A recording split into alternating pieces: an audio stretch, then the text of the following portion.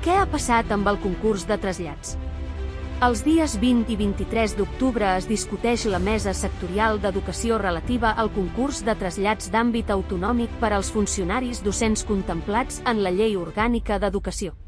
A la mesa es treballa amb diferents propostes, però sobretot amb la idea de la seguretat jurídica per a tots els cossos de funcionariat docent i la poca maniobra que té la conselleria a dia d'avui. Però un moment, com hem arribat fins aquí? El 3 de maig de 2023, el sector d'ensenyament d'UGT Serveis Públics va contactar amb el Ministeri d'Educació i Formació Professional per tal d'abordar qüestions relacionades amb l'estabilització de l'ocupació pública i el sistema d'ingrés docent. No obstant això, no es va poder arribar a un consens amb les autonomies, la qual cosa va fer impossible abordar la qüestió. Doncs, ara què es podia fer? Al no existir una normativa autonòmica a les Illes Balears relacionada amb el concurs de trasllats i tenint en compte que la conselleria utilitza el programa informàtic del Ministeri, era jurídicament inviable realitzar cap canvi que modifiqués la normativa actual, ja que està emmarcada a un decret ministerial d'àmbit estatal.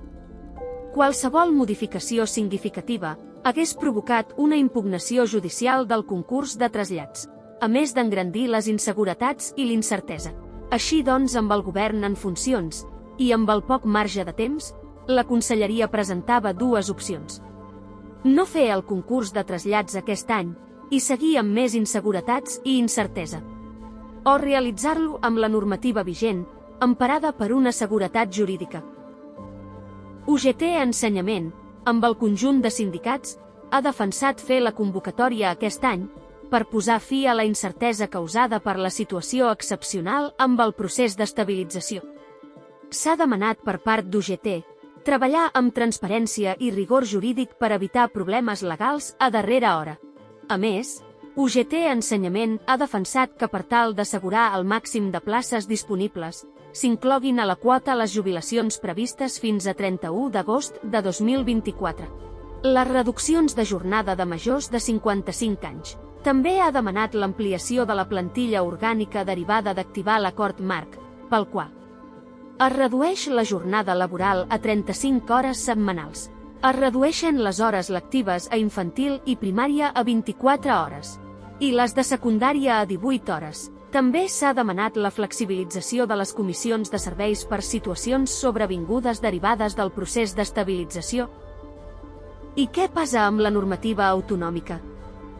UGT Ensenyament ha estat l'únic sindicat que ha demanat un full de ruta i una calendarització per treballar dins la normativa autonòmica del concurs de trasllats, per tal de tenir marge de maniobra en els propers concursos de trasllats de nivell autonòmic.